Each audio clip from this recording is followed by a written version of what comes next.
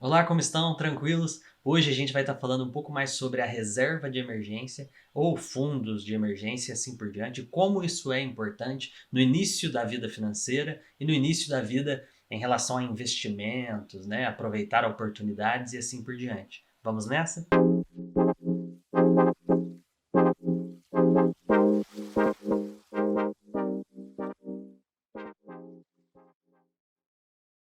Então, o que é um fundo de emergência? O que é uma reserva de emergência? Basicamente, o próprio nome já dita, né? Fundo de emergência. Então, seria uma relação entre o financeiro, certo? O dinheiro e uma emergência que pode ocorrer na sua vida, na sua família, enfim, no decorrer da sua jornada financeira, tá? Então, um fundo de emergência ele é utilizado para sanar as emergências. Então, o que a gente pode considerar uma emergência hoje? Às vezes, um desemprego, um problema de saúde, né? Assistência médica, esse tipo de situação. Às vezes, um acidente com o seu carro, algo, né, mais sério. Então são situações que a gente chama de emergenciais, ou seja, que ocorrem de acordo com o acaso, né? Você não estava planejando para que aquilo acontecesse. Você não planeja um desemprego. Teoricamente dá para se planejar um desemprego, né, para que busque outras opções. Mas esse fundo de emergência ele é utilizado nessa questão, sanar emergências, né?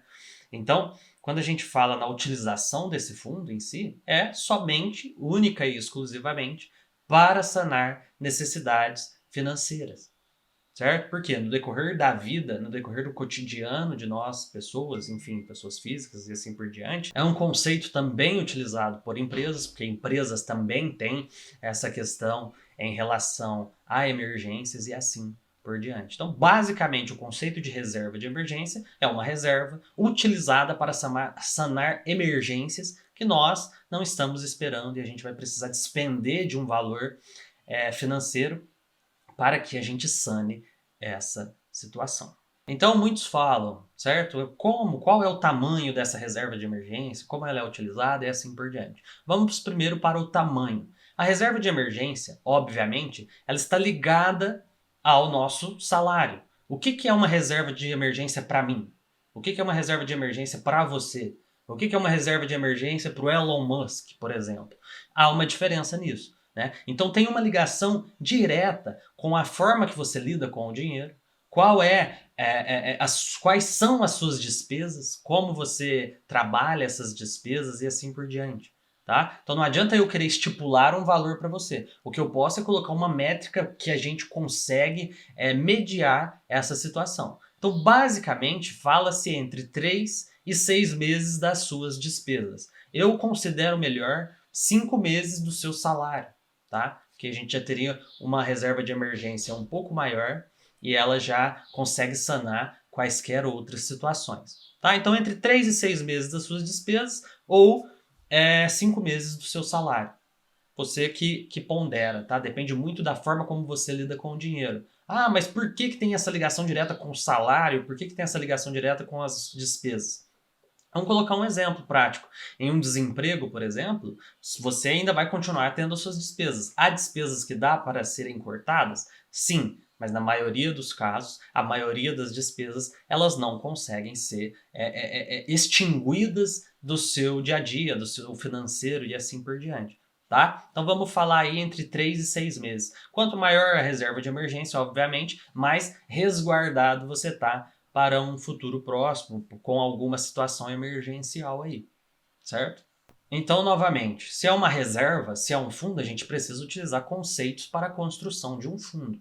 Não é porque é um fundo de emergência que a gente tem que divergir da forma como a gente vai constituir esse fundo. Então, para você constituir um fundo, o que você deve fazer? Resguardar valores durante os meses que você trabalha, durante os meses que você empreende e assim por diante. Então, se você está trabalhando, querendo buscar uma reserva de emergência, reserve valores, tá, do seu salário para constituir essa reserva de emergência.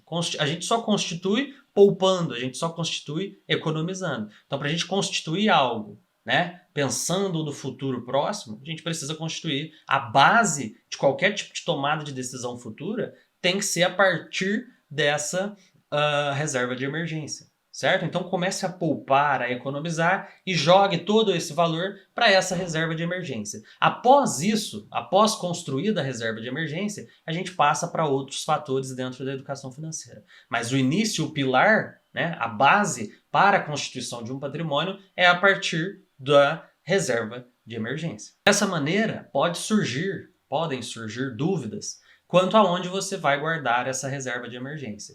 Então vamos pensar o seguinte: se é uma reserva de emergência e eu posso ou não retirar ela a qualquer momento, qual é o lugar perfeito para uma reserva de emergência? O lugar perfeito é onde você tenha uma liquidez maior, uma capacidade de retirar esse dinheiro com uma maior facilidade. O que a gente tem no mercado hoje? A poupança a gente pode citar? Podemos citar. Porém, de acordo com os rendimentos dela, talvez não seja uma boa situação. É uma situação bem a ser analisada, porque existem investimentos de liquidez diária que você consegue retirar o valor, só que eles incorrem em imposto de renda, coisa que a poupança não incorre. Então tudo depende muito de quanto tempo aquele investimento, esse fundo, essa reserva, quanto tempo ela vai ficar presa ali dentro do ativo que você está investindo, tá? Então, pensando assim, vamos colocar que a melhor das opções ou seria uma poupança, certo? Ou um investimento atrelado ao CDI, como o CDB e assim por diante. Repetindo, pode acontecer que a poupança seja melhor que o CDB, dependendo de quanto tempo essa reserva de emergência ela vai ficar lá dentro. Isso vai ser até foco para um outro vídeo. Mas pensando no início de uma vida financeira, né? Vamos colocar que o melhor ponto para a reserva de emergência, o melhor ponto para a gente guardar esse dinheiro seria na poupança, inicialmente pensando. Então, pensando nessa questão de onde guardar, como utilizar e assim por diante, é importante a gente pensar como que a gente vai utilizar desse dinheiro. Então, se é uma reserva de emergência, não é uma reserva de emergência voltada para você trocar o seu celular. Não é uma reserva de emergência voltada para você, enfim, gastar à toa esses valores, tá? São valores utilizados para emergência. Bom, Vinícius, mas eu já estou mais avançado nessa questão financeira e apareceu uma oportunidade muito boa na bolsa de valores. Eu não tenho outro valor, eu vou utilizar da reserva de emergência. Então, ela não é uma reserva de emergência. Tá? Às vezes, se para aproveitar determinadas oportunidades no mercado financeiro, na bolsa, nas criptomoedas, você precisa o quê? Ter um fundo voltado para oportunidades e não utilizar da sua reserva de emergência. Porque se você utiliza dessa reserva de emergência, automaticamente ela não é uma reserva de emergência. Você vai furar ela, ou seja, você vai diminuir os valores dela e caso ocorra uma emergência, você vai precisar buscar recursos de uma outra fonte, certo? Então a reserva de emergência é voltada apenas para emergências. Se você utiliza desse valor, você vai precisar repor esse valor futuramente. Então, pensando em uma situação onde você tenha que retirar desses valores, em uma situação de emergência, a melhor maneira para que você reconstitua ela ou utilizando um recurso de um outro fundo que você tenha para recompor ele, ou retornando e poupando, como você fez no início para constituir essa questão da emergência. Porque é um valor, pessoal, que a gente não pode considerar ela dentro do nosso financeiro para tomadas de decisões ou para compras de alguma coisa, tá? Ela é apenas voltada para emergências. Se esse fundo ele não está intacto há 10 anos, por exemplo, ótimo, melhor situação possível, porque você não teve emergências, mas você ainda pode ter. Agora imagine o seguinte, vamos supor que você avance na educação financeira e comece a investir, tá? Só que nessa jornada você não constitui uma reserva de emergência. Então todo valor que você pega, ou às vezes você investe lá em um CDI, em um título com prazo de 90 dias, 180, 360 dias, ou, não sei, você compra ações, você compra criptos, tá? E os mercados eles são sempre voláteis quando a gente fala em renda variável, que vai ser assunto para outros vídeos, tá? E o seu valor fica preso lá dependendo da situação de como o seu ativo anda. Às vezes o seu ativo pode estar indo prejuízo, né? E de repente ocorre uma emergência. Você precisa do valor para sanar essa emergência. E o seu dinheiro está lá preso em uma ação que está em prejuízo. Aí o que você faz? Ou você vende essas ações, você vende esses ativos e perde, né, ocorre aquele prejuízo, ou você contrata um empréstimo para não despender daquilo que está lá dentro da sua conta, dos seus ativos e assim por diante.